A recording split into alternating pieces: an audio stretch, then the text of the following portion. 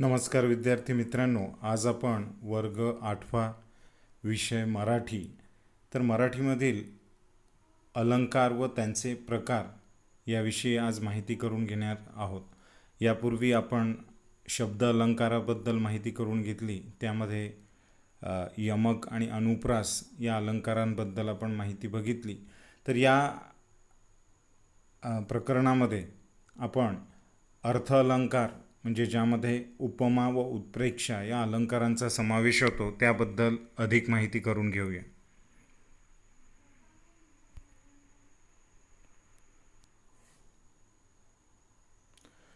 आता अलंकारांचा अभ्यास करण्यापूर्वी आपल्याला काही महत्त्वाच्या ज्या संकल्पना आहेत अलंकार ओळखताना त्याबाबत अधिक माहिती करून घेणे आवश्यक आहे। याला आपण हवं तर नियम असं सुद्धा म्हणू शकतो। तर अलंकारामध्ये दोन वस्तूंमधील साम्य किंवा भेद हा दाखवलेला असतो। म्हणजे जे अलंकार असतात त्यामध्ये कोणत्या तरी दोन वस्तूंची तुलना ही केलेली असते, त्यामधलं साम्य सारखेपणा दाखवण्याचा प्रयत्न हा केलेला असतो किंवा त्यामध्ये भेद दाखवलेला असतो।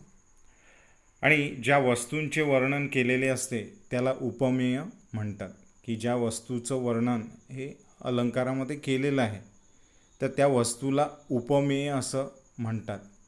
आणि ज्याची उपमा दिली जाते त्याला उपमान असं म्हणतात। म्हणजे ज्या वस्तूची उपमा दिलेली आहे कशाला, उपमेयाला, म्हणजे ज्या वस्तूचं वर्णन केलेलं आहे ते झालं उपमेय। आणि ज्याची उपमा दिली जाते त्या वस्तूला तर त्याला म्हणतात उपमान। म्हणजे उपमेय आणि उपमान हे सर्वप्रथम आपल्याला ओळखता येणे हे खूप आवश्यक आहे, तेव्हाच आपण तो अलंकार आपण ओळखू शकतो। कारण उपमेय आणि उपमान हे दोन महत्त्वाचे घटक अलंकार ओळखण्याच्या वेळी आवश्यक असतात। तर म्हणून आपण पुढे काही उदाहरणंसुद्धा दिलेली आहेत की ज्या माध्यमातून आपल्याला उपमेय म्हणजे काय, उपमान म्हणजे काय हे नक्कीच ओळखता येईल। तर सर्वप्रथम फक्त ज्या वस्तूंचे वर्णन, मी एकदा पुन्हा सांगतो की ज्या वस्तूंचं वर्णन केलेलं असतं त्याला उपमेय असं म्हणतात आणि ज्याची उपमा दिली जाते त्याला उपमान असं म्हणतात। साम्य दाखवणाऱ्या शब्दाला साम्यवाचक शब्द असे म्हणतात, की ज्या शब्दांच्या माध्यमातून साम्य दाखवलेलं असतं त्याला साम्यवाचक शब्द असे म्हणतात। की सारखा म्हणजे ज्यामध्ये सारखेपणा दाखवलेला आहे असा जो शब्द असेल त्याला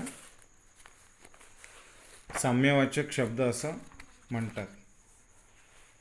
जसं साम्य दाखवण्यासाठी काही सम, समान, सारखा, प्रमाणे, परी, गत असे काही साम्यवाचक शब्द हे वापरले जातात। आणि अलंकाराचं हे एक वैशिष्ट्य आहे की त्यामध्ये साम्यता दाखवण्यासाठी या शब्दांचा वापर हा केला जातो। पुढे आहे दोन वस्तूंमध्ये असलेल्या समान गुणाला समान गुणधर्म असे म्हणतात। आणि दोन वस्तूंमध्ये जी समानता आहे, जो सारखेपणा आहे त्या समान गुणाला समान गुणधर्म असं म्हणतात। या पुढील उदाहरणांमध्ये तुम्हाला ते लक्षात येईलच। आता सर्वप्रथम जो अलंकार आपण शिकणार आहोत अर्थ अलंकारामध्ये त्याचं नाव आहे उपमा अलंकार। मग आता उपमा अलंकार म्हणजे नेमकं काय, की जेव्हा दोन वस्तूंमधील साम्य किंवा सारखेपणा हा वर्णन केलेला असतो तेव्हा उपमा अलंकार होतो। जेव्हा दोन वस्तूंमधील साम्य किंवा सारखेपणा हा वर्णन केलेला असतो किंवा दोन वस्तूंमधील सारखेपणा दाखवण्याचा प्रयत्न जिथे केला जातो तेव्हा तिथे कोणता अलंकार होतो, उपमा अलंकार हा होतो। मग आता या उपमा अलंकाराची काही वैशिष्ट्यसुद्धा आपल्याला लक्षात घेणं हे आवश्यक आहे। आता ही उपमा अलंकाराची वैशिष्ट्ये तरी कोणती, की या ठिकाणी पहिलं वैशिष्ट्य आहे की उपमेय व उपमान यांच्यामध्ये साम्य असते। उपमेय म्हणजे काय, की ज्या वस्तूला उपमा दिलेली असते तिला काय म्हणतात, उपमेय असं म्हणतात। म्हणजे ज्या वस्तूची उपमा दिलेली आहे तिला उपमेय असं म्हणतात, आणि ज्या वस्तूची उपमा दिलेली असते तिला उपमान असं म्हणतात. म्हणजे उपमेय आणि उपमान यांच्यामध्ये काय असतं, साम्यता असते, म्हणजे सारखेपणा असतो. मग दुसरं वैशिष्ट्य आहे उपमा अलंकाराचं की हे साम्य दाखवण्यासाठी सम, समान, सारखा, प्रमाणे, परी, गत इत्यादी साम्यवाचक शब्द हे वापरले जातात.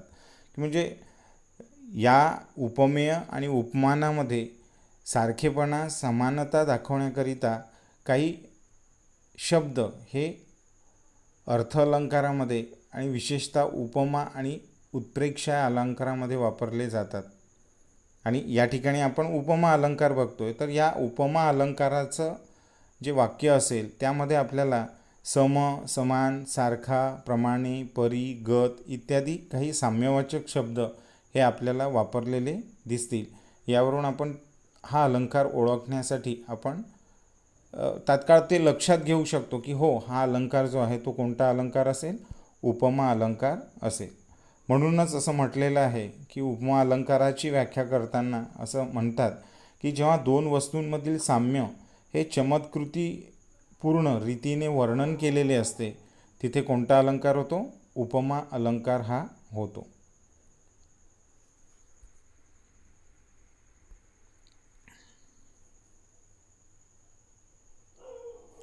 तर आता आपण अर्थ अलंकारातील उपमा या अलंकाराचा अभ्यास सर्वप्रथम करूया. तर अर्थ अलंकारात खालील गोष्टी लक्षात घेणं हे आवश्यक आहे. जसं उदाहरण आहे, हा आंबा साखरेसारखा गोड आहे.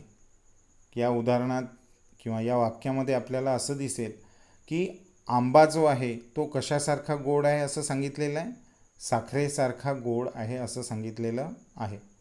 म्हणून या ठिकाणी जे उपमेय आहे ते काय आहे, आंबा आहे. कारण कोणत्या वस्तूचं वर्णन होत आहे, कोणत्या वस्तूला उपमा दिली गेलेली आहे, आंब्याला उपमा दिली गेलेली आहे. म्हणून उपमेय हे काय असेल या वाक्यामध्ये, आंबा हे उपमेय असेल. आणि उपमान म्हणजे कशाशी तुलना केली गेलेली आहे त्या वस्तूची, तर उपमान हे साखर आहे. कारण आंबा हा कशासारखा गोड आहे, साखरेसारखा गोड आहे असं म्हटलेलं आहे. म्हणून ज्या वस्तूची उपमा दिलेली आहे ती गोष्ट काय असते, उपमान असते. कारण हे जे उपमान आहे हे काय आहे, साखर आहे. या वाक्यामध्ये साखर ही काय, उपमान आहे. आणि या वाक्यामध्ये साम्यवाचक शब्द जो आहे तो कोणता आहे, सारखा हा साम्यवाचक शब्द आहे. की या सारखा या शब्दाच्या माध्यमातून या दोन गोष्टींमध्ये साम्यता, समानता दाखवण्याचा प्रयत्न हा झालेला आहे. कारण वाक्य काय आहे, हा आंबा साखरेसारखा गोड आहे. म्हणजे काय, आंबा जो आहे तो कशासारखा गोड आहे, साखरेसारखा गोड आहे. तर सारखा हा शब्द काय दाखवतो आहे, गोड आणि आंबा या दोघांमध्ये, साखर आणि आंबा या दोघांमध्ये काय दाखवतो आहे, साम्यता दाखवतो आहे. म्हणून साम्यवाचक शब्द हा काय येईल इथे, सारखा हा शब्द येईल. त्यानंतर त्या दोघांमध्ये समान धर्म काय, साम्यता काय आहे, सारखेपणा काय आहे, तर त्या ठिकाणी गोडी म्हणजे हे दोनही पदार्थ किंवा हे दोनही घटक हे काय असतात, गोड असतात. साखरसुद्धा गोड असते आणि आंबासुद्धा काय असतो, गोड असतो. आणि म्हणून त्यांचा जो समान धर्म आहे हा काय येईल, गोडी हा येईल. तर अशा पद्धतीने आपण काय करू शकतो की हा अलंकार उपमा अलंकार आहे की उत्प्रेक्षा अलंकार आहे की अन्य कोणता अलंकार आहे ते आपण ओळखू शकतो. म्हणून आपल्याला अलंकार जर ओळखायचा असेल तर आपल्याला उपमेय आणि उपमान हे प्रमुखतः आणि नीटपणे ओळखता आले पाहिजे. आणि त्यांचा जो साम्यवाचक शब्द आहे तो सुद्धा लक्षात घेणे आवश्यक आहे. कारण आपण उपमा अलंकाराच्या वैशिष्ट्यामध्ये बघितलेलं आहे की या अलंकारामध्ये साम्य दाखवण्यासाठी सम, समान, सारखा, प्रमाणे, परी, गत इत्यादी साम्यवाचक शब्दांचा वापर केलेला असतो. मग आपण हे बघायचं की या वाक्यामध्ये अशा प्रकारच्या शब्दांचा उल्लेख किंवा वापर करण्यात आलेला आहे किंवा नाही. जर तो केलेला असेल आणि उपमेय आणि उपमान यांची जर तुलना केलेली असताना या शब्दांचा वापर जर त्या ठिकाणी केलेला असेल तर त्यावरून आपण हे ओळखायचं की हा अलंकार काय आहे, उपमा अलंकार आहे. कारण प्रत्येक अलंकाराचं वैशिष्ट्य हे काय वेगवेगळं आहे. परंतु उपमा अलंकार जो आपण बघतो आहे त्या अलंकारामध्ये दोन वस्तूंचं वर्णन करताना त्यामध्ये साम्यता सारखेपणा दाखवलेला असतो. म्हणून हा जो अलंकार आहे वरील वाक्यातील की हा आंबा साखरेसारखा गोड आहे, या वाक्यातील अलंकार हा उपमा अलंकार म्हणून आपण लक्षात घेऊ शकतो. तर असे काही अनेक उदाहरणं मी या ठिकाणी आपणास दिलेले आहेत, त्यावरून आपण अधिक माहिती या अलंकाराविषयी घेऊया. आता उपमा अलंकाराची काही आणखी उदाहरणं मी तुमच्यासाठी इथे दिलेली आहेत. पहिलं वाक्य आहे, भीमाचे बाहू लोखंडासारखे बलदंड होते. भीमाचे बाहू हे लोखंडासारखे बलदंड होते. या ठिकाणी भीमाच्या बाहूंची म्हणजे जे त्याचे हात आहेत किंवा त्याचे जे खांदे आहेत त्या हाताची खांद्याची तुलना ही कोणाबरोबर करण्यात आलेली आहे, लोखंडाबरोबर करण्यात आलेली आहे. म्हणजे काय की तो किती बलवान आहे, त्याचे बाहू हे किती मजबूत आणि टणक आहेत की ते अगदी कशाप्रमाणे भासतात, कशाप्रमाणे त्यात सारखेपणा आहे, त्यातला समान गुण काय आहे, ते लोखंडासारखे बलदंड आहेत. म्हणजे काय या ठिकाणी आपल्याला काय दिसतं की भीमाच्या बाहूला लोखंडाची उपमा ही देण्यात आलेली आहे. म्हणून हा सुद्धा काय होतो, उपमा अलंकार होतो.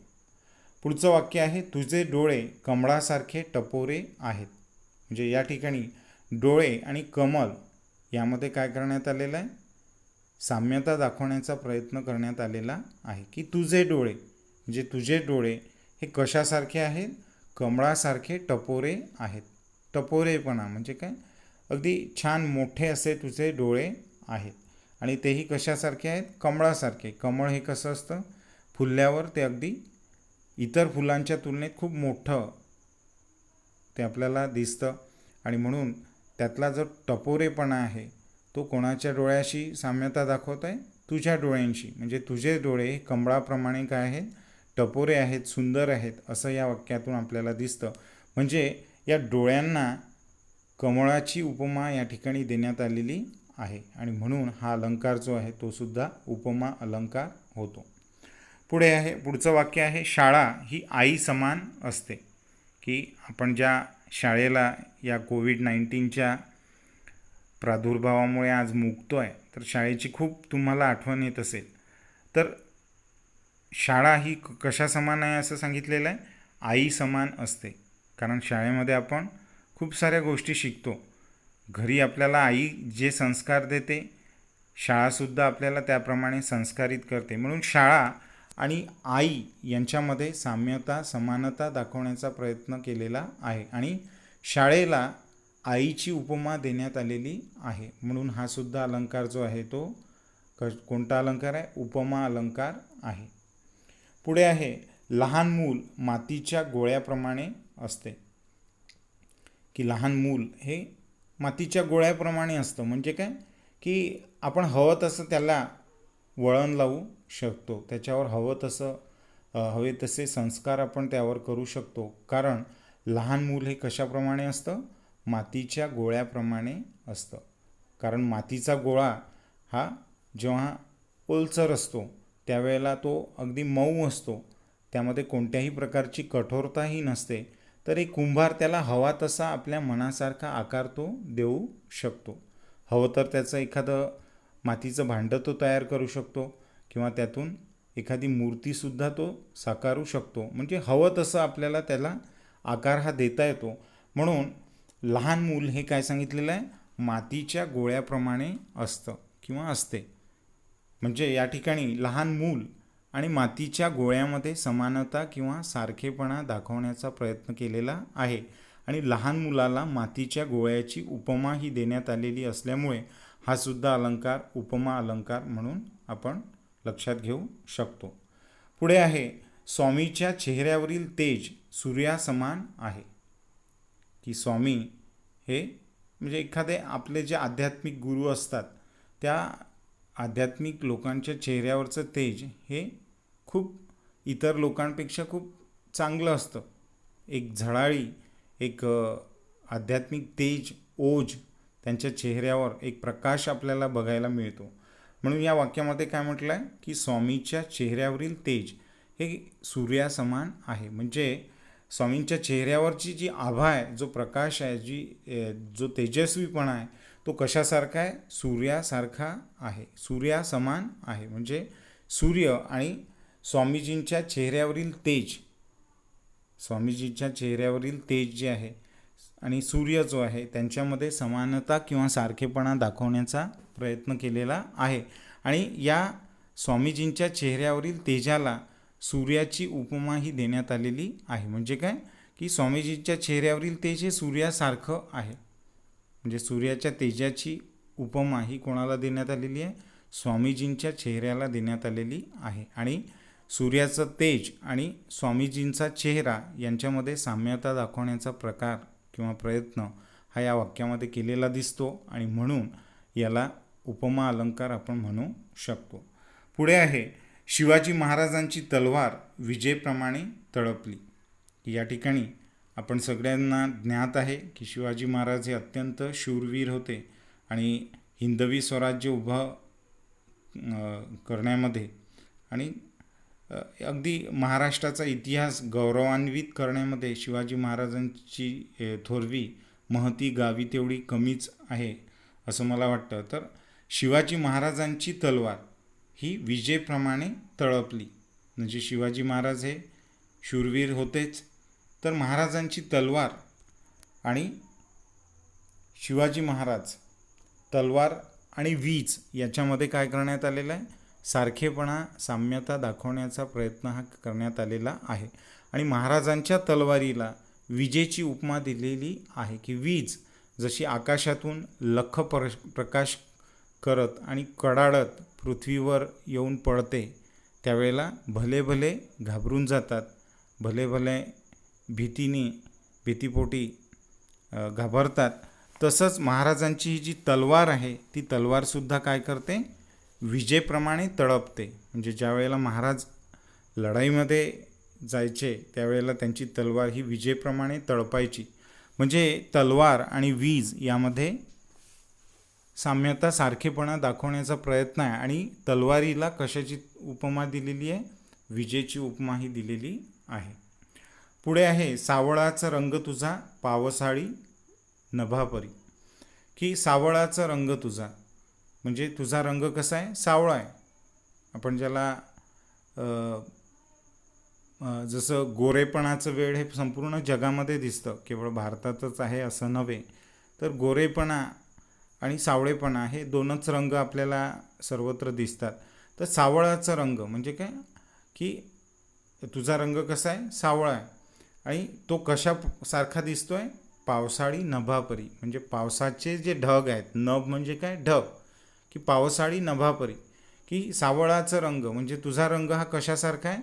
पावसाळी ढगांसारखा आहे. म्हणजे पावसाळी ढग हे आणि तुझा रंग हा काय आहे? यामध्ये साम्यता दाखवण्याचा प्रयत्न, सारखेपणा दाखवण्याचा प्रयत्न या ठिकाणी झालेला आहे. म्हणून सावळा रंग याला कशाची उपमा दिलेली आहे? पावसाळी ढगांची, नभांची उपमा ही दिलेली आहे. म्हणून हा सुद्धा अलंकार हा उपमा अलंकार ठरतो. आता या अलंकारातील जे उपमेय, उपमान आणि साम्यवाचक शब्द, समान धर्म हे काय आहेत ते आपण पुढील उदाहरणातून समजून घेऊ.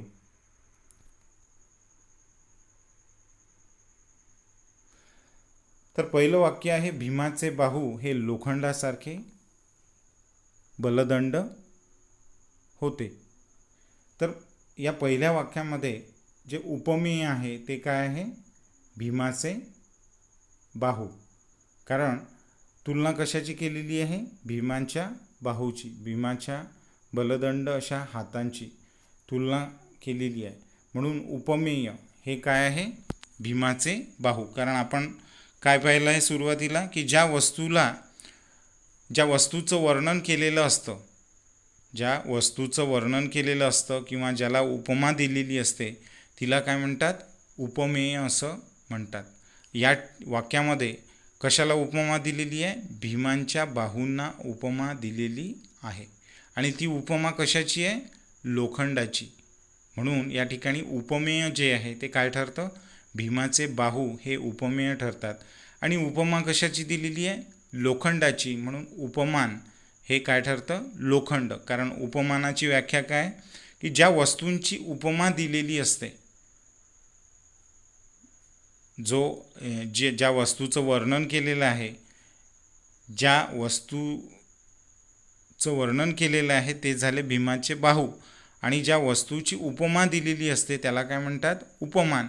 तर भीमाच्या बाहूची तुलना ही कशाबरोबर करण्यात आलेली आहे? लोखंडाबरोबर करण्यात आलेली आहे. म्हणजे भीमाच्या बाहूला उपमा कशाची दिलेली आहे? लोखंडाची दिलेली आहे. आणि यातील साम्यवाचक जो शब्द आहे तो काय? सारखे. म्हणजे या सारखे या शब्दामुळे त्या ठिकाणी आपल्याला हे कळतं की भीमाचे बाहू हे लोखंडासारखे टणक होते किंवा आहे. आणि समान धर्म काय आहे? लोखंड आणि बाहू यामध्ये समानता काय आहे? तर ते दोनही टणक आहेत. कारण ते कोणाचे बाहू आहेत? कोणाचे हात आहेत? भीमाचे हात आहे. आणि म्हणून ते त्यातला जो समान गुणधर्म आहे किंवा समान जो धर्म आहे, समान गुणधर्म त्याला म्हणतात, तो आहे टणकपणा. पुढचं वाक्य आहे की तिचे डोळे हे कशासारखे आहे?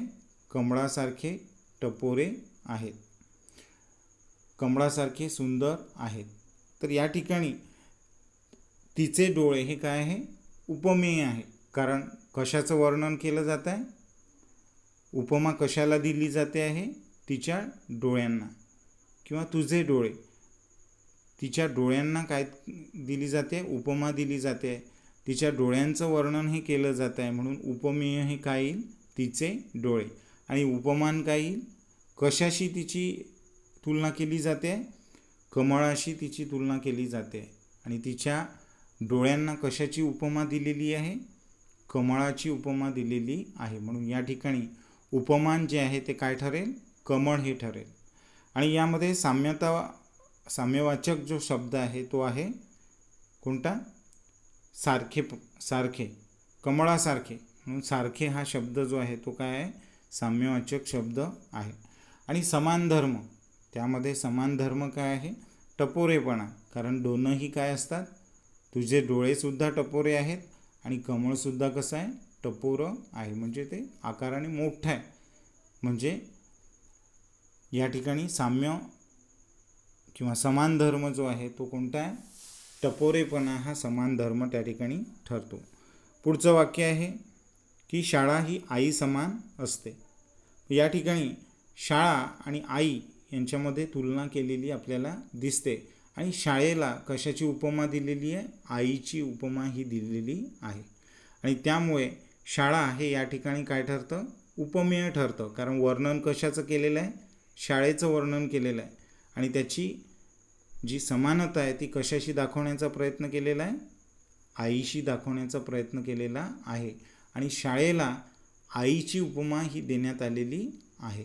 म्हणून आई हे काय ठरतं? या ठिकाणी उपमान ठरतं. आणि साम्यवाचक जो शब्द आहे म्हणजे समानता दाखवणारा जो शब्द आहे तो कोणता आहे? समान हा शब्द त्या ठिकाणी साम्यवाचक शब्द म्हणून वापरण्यात आलेला आहे. आणि या दोघांमध्ये साम्यता काय आहे? समान धर्म काय आहे? समान गुणधर्म काय? सारखेपणा काय? तर या दोघांच्याही ठिकाणी वात्सल्य आहे. म्हणजे दोघांच्याही ठिकाणी प्रेम आहे.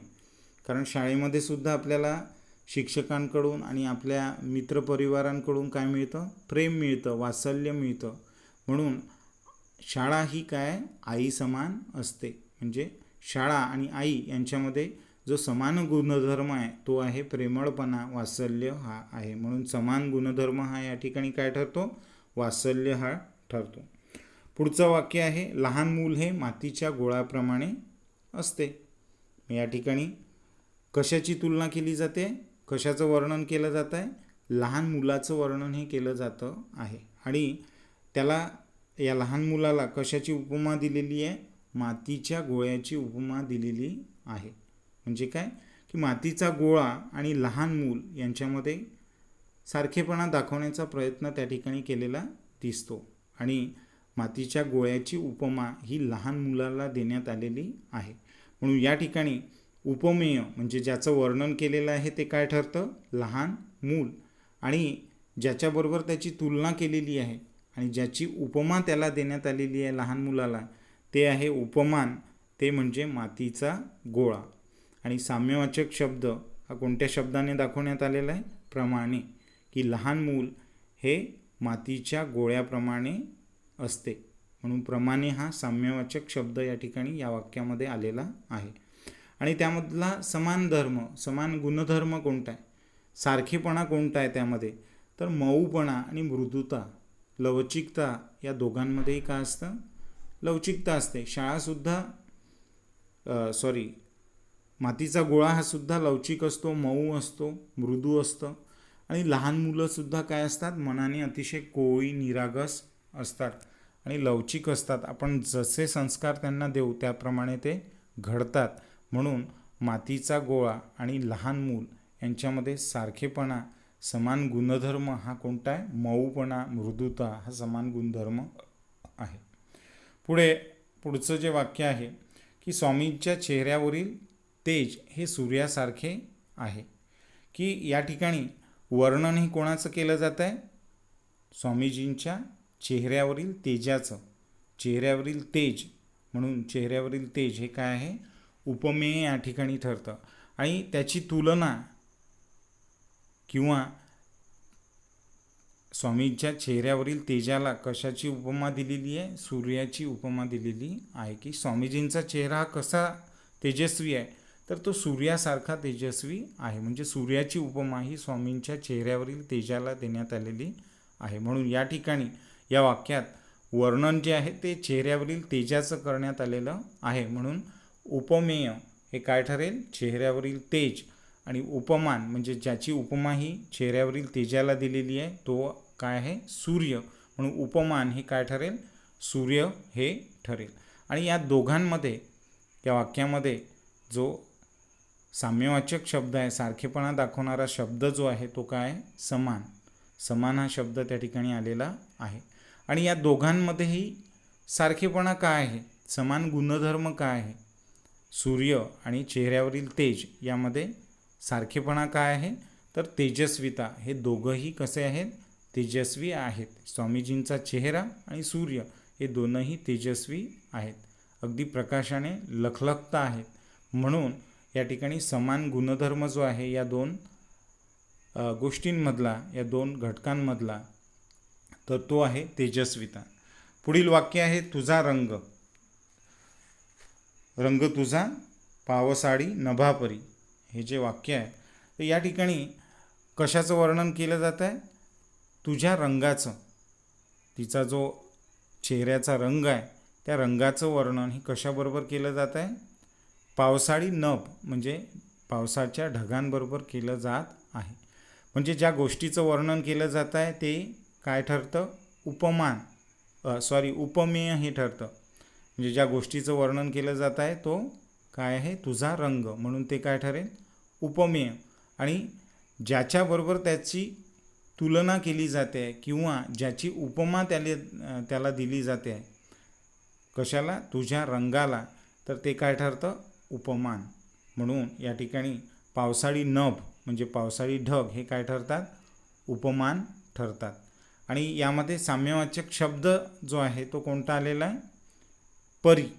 परी या शब्दाने या दोन गोष्टींमध्ये साम्यता दाखवण्याचा प्रयत्न करण्यात आलेला आहे. तुझा रंग आणि पावसाळी नभ यामध्ये परी या शब्दाने साम्यता, सारखेपणा दाखवण्याचा प्रयत्न करण्यात आलेला आहे. म्हणून या ठिकाणी हा अलंकारसुद्धा काय ठरतो? उपमा अलंकार ठरतो. आणि पुढे या दोघांमध्ये समान गुणधर्म काय आहे? सारखेपणा काय आहे? तर तो आहे सावळेपणा. की या दोघांचाही रंग कसा आहे? सावळा आहे. काळसर असा रंग त्यांचा आहे. म्हणून सावळेपणा हा काय ठरतो? त्या दोघांमधील समान गुणधर्म ठरतो. तर अशा पद्धतीने या उपमा अलंकाराबद्दल आपण जाणून घेतलं. या अनेक उदाहरणांच्या माध्यमातून आपणास उपमेय आणि उपमान, साम्यवाचक शब्द, समान गुणधर्म याविषयी माहिती झालीच असेल.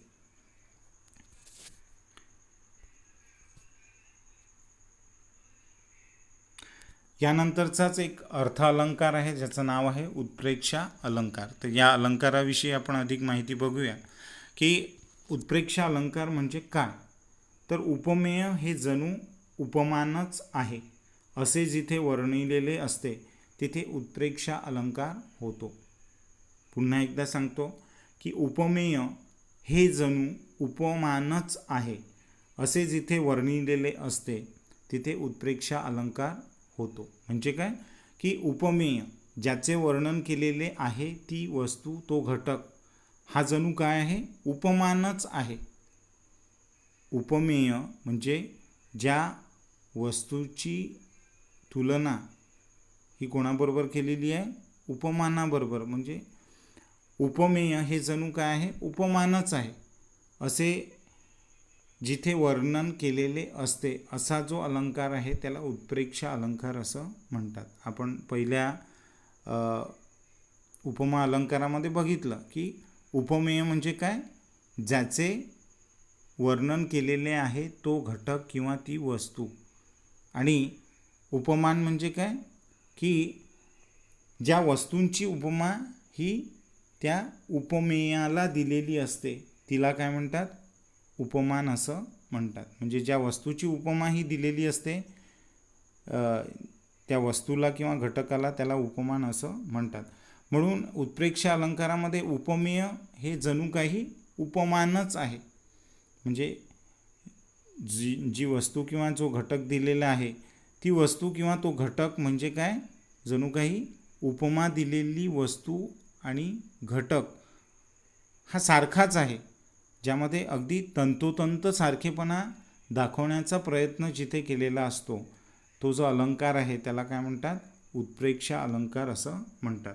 मग आता या उत्प्रेक्षा अलंकाराची वैशिष्ट्ये आपण बघूया की या ठिकाणी पहिलं वैशिष्ट्य आहे की उपमेय हे जणू उपमानच असते. म्हणजे या दोनही वस्तूंमध्ये एवढा सारखेपणा दाखवण्यात आलेला असतो की आपल्याला वर्णन करण्यात आलेली जी वस्तू आहे म्हणजे जे उपमेय आहे आणि ज्या वस्तूची तुलना किंवा उपमा ही त्या वस्तूला किंवा घटकाला देण्यात आलेली आहे, तर उपमेय आणि उपमान यामध्ये जो तंतोतंत सारखेपणा आहे त्यालाच उत्प्रेक्षा अलंकार असं म्हणतात. म्हणजे ज्या ठिकाणी उपमेय हे जणू काय उपमानच आहे असे वर्णिलेले असते असा जो अलंकार असतो त्याला उत्प्रेक्षा अलंकार असं म्हणतात. मग आता उत्प्रेक्षा अलंकारांमध्ये काही शब्द हे सारखेपणा दाखवण्यासाठी वापरले जातात की उपमा अलंकारामध्ये जसं आपण सम, समान, सारखा, प्रमाणे, परी, गत इत्यादी काही साम्यवाचक शब्द आपण बघितले, तर उत्प्रेक्षा अलंकारामध्ये सुद्धा असे काही साम्यवाचक शब्द हे त्या वाक्यामध्ये वापरलेले आपल्याला दिसतात. तर ते शब्द कोणते आहे, जणू, जणू काय, जेवी, गमे, भासे, वाटे, की, जसे, तसे हे शब्द उत्प्रेक्षा अलंकाराच्या वाक्यामध्ये वापरलेली असतात. म्हणजे या शब्दांचा वापर जर त्या ठिकाणी साम्यता दाखवण्यासाठी केला जात असेल तर त्यावेळी आपण ओळखू शकतो की हा नक्कीच उत्प्रेक्षा अलंकार आहे. आणि ज्या ठिकाणी उपमेय हे जणू कशासारखं आहे, उपमानासारखंच आहे किंवा उपमेय हे जणू उपमानच आहे असं वर्णन ज्या वाक्यामध्ये केलेलं असेल तर तो अलंकार हा सुद्धा उत्प्रेक्षा अलंकार म्हणून आपण ओळखू शकतो. आणि शिवाय या अलंकारामध्ये त्या वाक्यामध्ये जणू काय, जेवी, गम, गमे, भासे, वाटे, की, जसे, तसे हे शब्द जर वापरलेले असतील तर पटकन आपण समजायचं की तो अलंकार जो आहे तो कोणता अलंकार आहे, उत्प्रेक्षा अलंकार आहे. मग आता उपमा अलंकाराप्रमाणेच याचे सुद्धा उपमेय, उपमान, साम्यवाचक शब्द, समान धर्म हे आपण बघू शकतो आणि त्या माध्यमातून या अलंकाराविषयी अधिक आपण जाणून घेऊ शकतो किंवा त्या वाक्यातील अलंकार आपण हा ओळखू शकतो.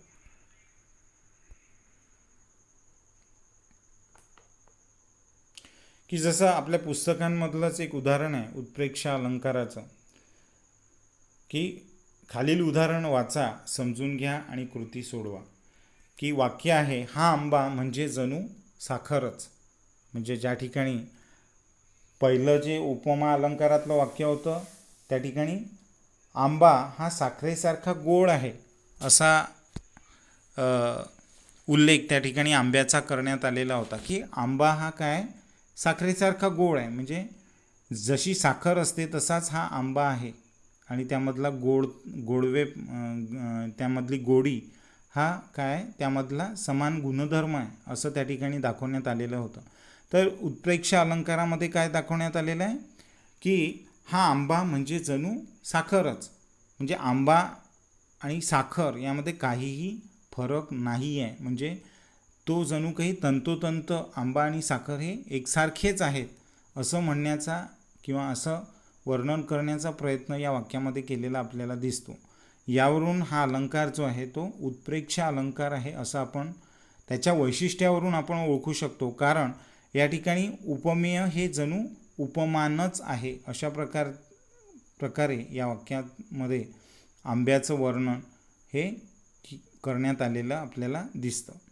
तर प्रस्तुत वाक्यामधील जे उपमेय आहे ते काय ठरतं, मग आंबा ठरतं. कारण कशाचं वर्णन केलं जात आहे, आंब्याचं वर्णन केलं जात आहे. आणि प्रस्तुत वाक्यातील उपमान आणि कशाची उपमा दिली जाते आहे, साखरेची उपमा ही कशाला दिलेली आहे, आंब्याला दिलेली आहे.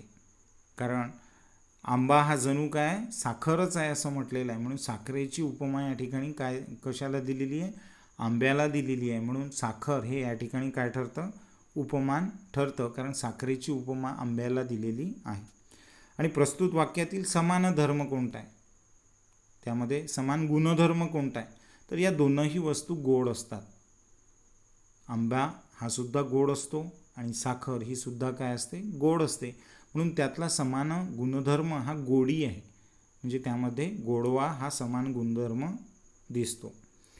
प्रस्तुत वाक्यातील साम्यवाचक शब्द म्हणजे कोणत्या शब्दाच्या माध्यमातून या वाक्यामध्ये सारखेपणा दाखवलेला आहे, तर जणू या शब्दाच्या माध्यमातून काय दाखवलेला आहे, सारखेपणा साम्यता दाखवण्याचा प्रयत्न हा करण्यात आलेला आहे. आपण या उत्प्रेक्षा अलंकाराच्या व्याख्येमध्ये बघितलेलं आहे की त्या ठिकाणी काय दाखवण्यात येतं की काही विशिष्ट साम्यवाचक शब्द हे त्या ठिकाणी वापरले जातात. की जसे जणू, काय, जेवी, गमे, भासे, वाटे, की, जसे, तसे हे शब्द त्या ठिकाणी येतात. तर ज्या ठिकाणी उपमेय हे जणू उपमानच आहे असं दाखवण्याचा प्रयत्न ज्या वाक्यामध्ये केला जातो त्या वाक्याला आपण त्या वाक्यातील अलंकाराला आपण उत्प्रेक्षा अलंकार म्हणू शकतो. पुढे काही आणखी उदाहरणं आहेत जी आपल्या पुस्तकामधीलच आहेत, त्यावरून तुम्हाला अधिक ते लक्षात येईलच. त्या ठिकाणी या चार्टमध्ये या तक्त्यामध्ये काही आणखी वाक्य दिलेली आहे.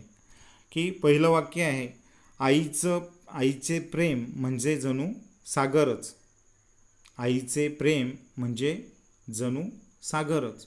म्हणजे या ठिकाणी आपल्याला काय दिसतं की आईचं प्रेम आणि सागर यांच्यामध्ये सारखेपणा हा तंतोतंत सारखेपणा दाखवण्यात आलेला आहे. की आईचं प्रेम कशासारखं आहे, अगदी सागरासारखंच आहे. म्हणजे आईचं प्रेम हे जणू काय आहे, सागरच आहे. या ठिकाणी आपल्याला साम्यता दाखवण्याचा प्रयत्न केला जात नाही आहे, तर या ठिकाणी काय दाखवण्यात आलेलं आहे की आईचं प्रेम म्हणजेच काय, सागर आहे. म्हणजे उपमेय हे काय जणू काही उपमानच आहे अशा पद्धतीने या वाक्यामध्ये आईचं प्रेम आणि सागर यांचं वर्णन करण्यात आलेलं आहे. म्हणून हा सुद्धा उत्प्रेक्षा अलंकार ठरतो. मग आता या वाक्यामध्ये कशाचं वर्णन करण्यात आलेलं आहे, आईच्या प्रेमाचं वर्णन करण्यात आलेलं आहे. म्हणून आईचं प्रेम हे काय ठरतं, उपमेय ठरतं. आणि उपमान म्हणजे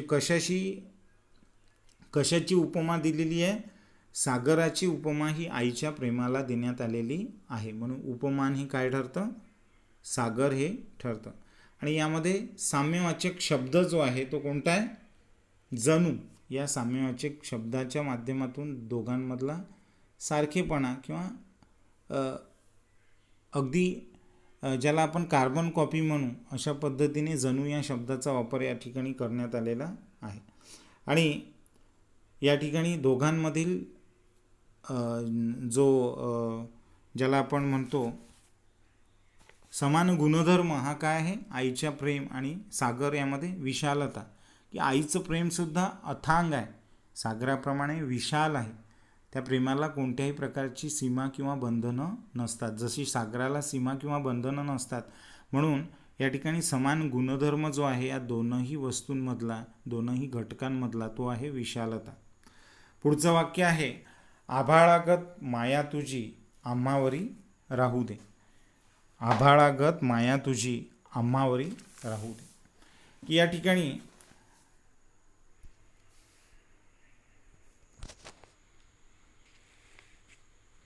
आभाळागत माया म्हणजे काय? की आभाळ जे आहे, आभाळा म्हणजे ज्याला आपण काय म्हणू शकतो? देव. की या ठिकाणी वर्णन कोणाचं करण्यात आलेलं आहे? आभाळाचं करण्यात आलेलं आहे. परंतु या आभाळाच्या माध्यमातून हे जे वर्णन आहे ते कोणाचं करण्यात आलेलं आहे? देवाचं करण्यात आलेलं आहे. म्हणजे काय? की या ठिकाणी आभाळ हे देव ठरतात. म्हणजेच आभाळ हे काय ठरेल? या ठिकाणी उपमेय ठरेल. कारण या ठिकाणी वर्णन कशाचं करण्यात आलेलं आहे? आभाळाचं. आणि आभाळ हे कशाचं प्रतीक आहे? निसर्गातील देवाचं प्रतीक आहे. म्हणून उपमेय कशाचं वर्णन करण्यात आलेलं आहे? आभाळाचं वर्णन करण्यात आलेलं आहे. म्हणून देव हे त्या ठिकाणी काय ठरेल? उपमेय ठरेल. आणि उपमान म्हणजे कशाची उपमा दिलेली आहे? आभाळाची उपमा ही देवाला देण्यात आलेली आहे. की आभाळामध्ये असलेला जो देव आहे तो कशासारखा आहे? देव जो आहे तो कोणासारखा आहे? आभाळासारखा आहे. म्हणून या ठिकाणी उपमा जी आहे ती कशाची देण्यात आलेली आहे? आभाळाची उपमा ही देवाला देण्यात आलेली आहे. म्हणून या ठिकाणी उपमान जे आहे ते काय ठरेल? आभाळ ठरेल. आणि साम्यवाचक शब्द म्हणजे कोणत्या शब्दांच्या माध्यमातून या ठिकाणी दोन वस्तू किंवा घटकांमध्ये साम्यता दाखवण्यात आलेली आहे? तर गत हा जो शब्द आहे, आभाळागत या शब्दाच्या माध्यमातून, गत या शब्दाच्या माध्यमातून साम्यवाचक शब्दाच्या माध्यमातून सारखेपणा किंवा तंतोतंतपणा दाखवण्याचा प्रयत्न या ठिकाणी करण्यात आलेला आहे. त्यानंतर पुढचं वाक्य आहे की त्याचे अक्षर मोत्यासारखे सुंदर आहे. की या ठिकाणी वर्णन हे कशाचं आहे? त्याच्या अक्षरांचं वर्णन करण्यात आलेलं आहे. म्हणून वर्णन ज्या गोष्टीचं करण्यात आलेलं आहे त्याला आपण काय म्हणतो? उपमेय असं म्हणतो. आणि त्याची तुलना किंवा त्याच्या अक्षरांना कशाची उपमा देण्यात आलेली आहे? मोत्याची उपमा ही देण्यात आलेली आहे. म्हणजे त्याचं अक्षर हे कशासारखं आहे? मोत्यासारखं सुंदर आहे. म्हणजे अक्षर आणि मोती यामध्ये तंतोतंत सारखेपणा दाखवण्याचा प्रयत्न करण्यात आलेला आहे. की त्याचं अक्षर हे मोत्याप्रमाणे सुंदर आहे. आणि यातला जो साम्यवाचक शब्द आहे तो आहे सारखे. की या दोनही गोष्टींमध्ये सारखेपणा आहे, अगदी तंतोतंत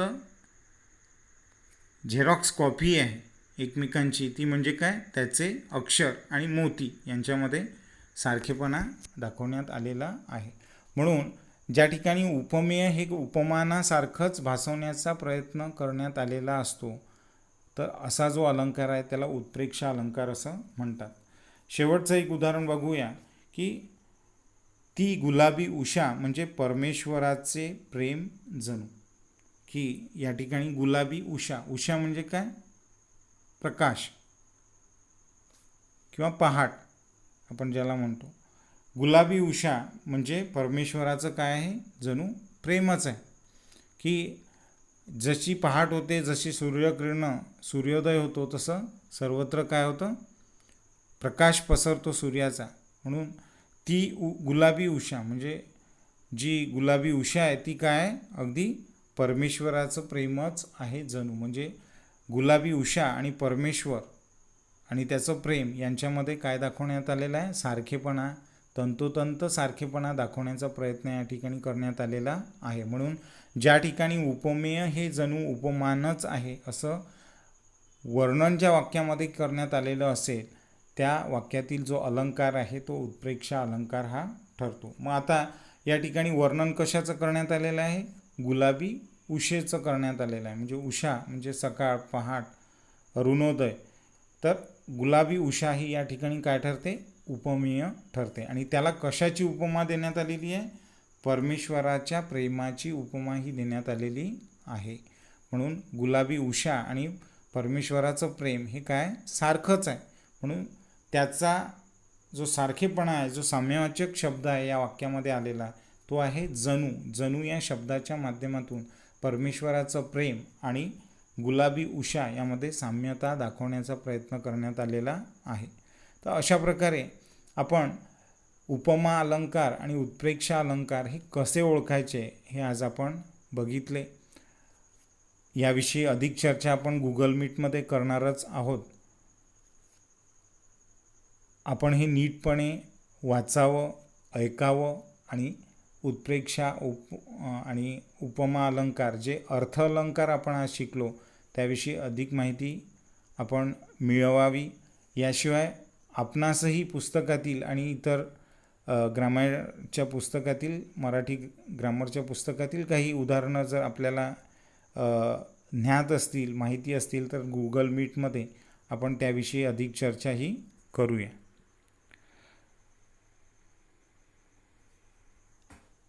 मला आशा आहे की आपणास सगळ्यांना या दोन अलंकारामधला जो भेद आहे तो कळलेला असेल. एवढं सांगून मी आजचा हा जो पाठ आहे तो संपवतो. धन्यवाद.